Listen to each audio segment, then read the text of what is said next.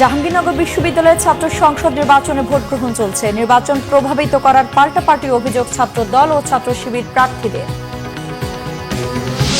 অন্তর্বর্তী সরকার গঠনের প্রস্তাব নিয়ে আলোচনা চলছে নেপালে। কারফিউর মেয়াদ বাড়ল শুক্রবার পর্যন্ত।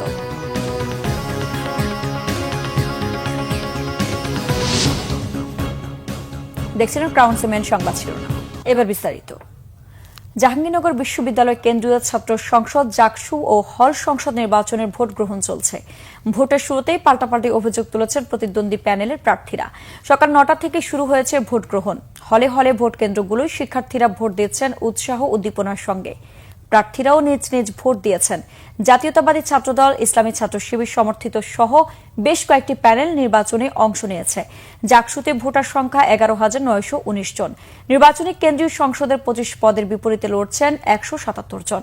হল সংসদে প্রতিদ্বন্দ্বী ৪৪৫ জন। কেন্দ্রীয় সংসদে ভিপি পদে ৯ জন প্রার্থী ও জিএস পদে লড়ছেন ৮ জন। ২১টি আবাসিক হলে বসানো হয়েছে ২২৪টি বুথ। নির্বিঘ্নে ভোট গ্রহণ নিশ্চিত করতে মোতায়েন রয়েছে পর্যাপ্ত সংখ্যক আইন শৃঙ্খলা বাহিনীর সদস্য। ভোট গ্রহণ শেষে হাতে হাতে ভোট গণনা করা হবে বলে জানিয়েছে বিশ্ববিদ্যালয় কর্তৃপক্ষ। এদিকে ছাত্রদল সমর্থিত ভিপি প্রার্থী শেখ সাদি হাসান অভিযোগ করেছেন, প্রশাসন ছাত্র শিবিরের পক্ষে পক্ষপাতিত্ব করছে। শিবির ভোটের পরিবেশ নষ্টের চেষ্টা করছে বলেও অভিযোগ তার। পাল্টা অভিযোগ ছাত্র শিবিরের ভিপি প্রার্থী আরিফুল্লাহ আবিদের। তিনি বলেছেন, ছাত্রদল নির্বাচনকে প্রভাবিত করার চেষ্টা করছে। ভোট দেওয়ার পর এ প্রতিক্রিয়া ব্যক্ত করেন তারা।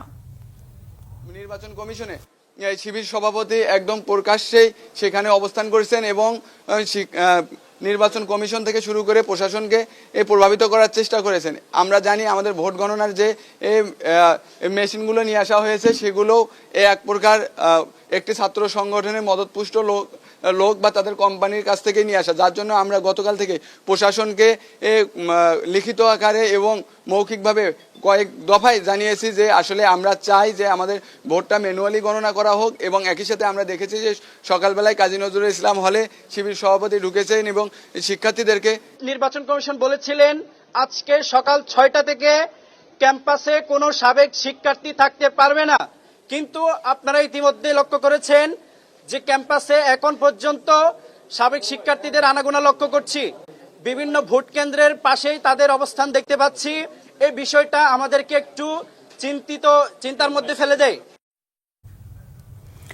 জাকসু নির্বাচনের খবর সংগ্রহে জাহাঙ্গীরনগর বিশ্ববিদ্যালয় ক্যাম্পাসে রয়েছেন সিনিয়র রিপোর্টার ফরুক বাবু। সরাসরি চলে যাচ্ছি তার কাছে।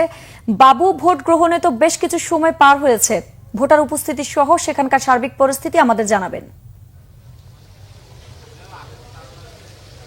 আইরিন, আপনি জানেন যে জাহাঙ্গীরনগর ইউনিভার্সিটির যে শিক্ষার্থী প্রতিনিধি নির্বাচনে সকাল থেকে ভোটারের উপস্থিতি তুলনামূলক অনেক কম থাকলেও বেলা বাড়ার সাথে সাথে ভোটারের উপস্থিতি বাড়তে শুরু করে। কারণ এখানে আপনার 21টি কেন্দ্রে ভোট গ্রহণ অনুষ্ঠিত হচ্ছে। 21টি কেন্দ্রের প্রতিটাই যে হল রয়েছে, যে প্রতিটি হলেই তার যে ক্রিয়া রুম রয়েছে, সেই রুমে সেই কক্ষে হচ্ছে ভোট গ্রহণ চলছে। এবং শিক্ষার্থীরা আসলে সকালে আমাদেরকে তারা জানিয়েছেন যে অনেকেই হচ্ছে যে সকালে ঘুম থেকে উঠে তারা আসবে ধীরে ধীরে, এবং বেলা বাড়ার সাথে সাথে আসলে সেই দৃশ্য আমরা দেখতে পাই। আমরা বর্তমানে রয়েছি শহীদ সালাম বরকত হলে। এই হলে এখানে হচ্ছে যে বেশ কিছু অভিযোগও রয়েছে। সেই অভিযোগের ভিতরে ছাত্র শিবিরের যে ভিপি প্রার্থী রয়েছেন উনি অভিযোগ করেছেন যে শহীদ বরকত হলে এখানে 299টি ভোটার হলেও এখানে ব্যালট পেপার এসেছে প্রায় 400-র কাছাকাছি। তো সেই বিষয় নিয়ে আসলে আমরা এখানে রিটার্নিং কর্মকর্তার সাথেও কথা বলেছি। তারা আমাদেরকে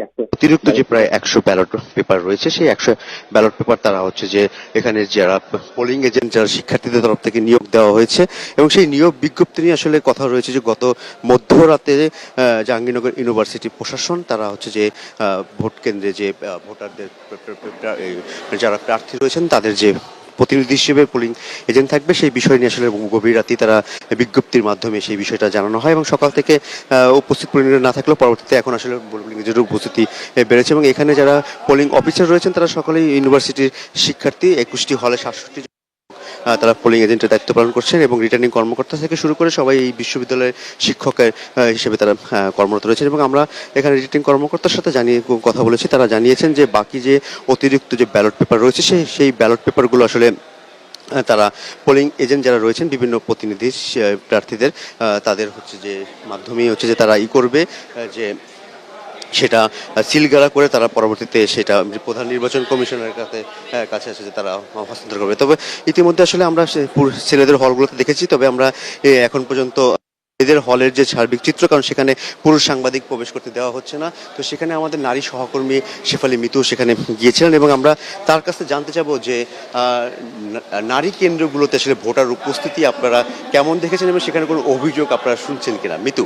আচ্ছা, ধন্যবাদ আপনাকে। আপনি জানেন যে মোট ভোটারের মধ্যে 5,817 জনই নারী ভোটার, এবং এই নারী ভোটারদের জন্য কিন্তু এই বিশ্ববিদ্যালয় ক্যাম্পাসে আলাদা করে 10টি কেন্দ্র করা হয়েছে জন্য, এবং আমি এই 10টি যে বেশ শান্তিপূর্ণভাবেই ভোট গ্রহণ চলছে, তাদের মধ্যে ভোটারদের মধ্যেও বেশ উৎসাহ উদ্দীপনা বিরাজ করছে। তবে কিছু ভোটার জানিয়েছেন যে তাদের মধ্যে একটা শঙ্কা ছিল একটি গুজবকে কেন্দ্র করে, সেটি গতকালে।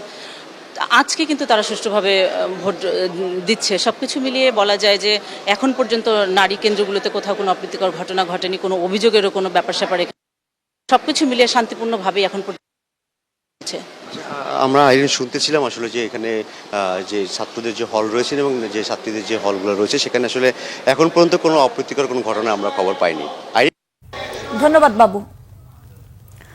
নেপালের সাংবিধানিক শূন্যতা পূরণে সাবেক প্রধান বিচারপতি সুশীলা কার্কের নেতৃত্বে অন্তর্বর্তী সরকার গঠনের প্রস্তাব নিয়ে আলোচনা চলছে।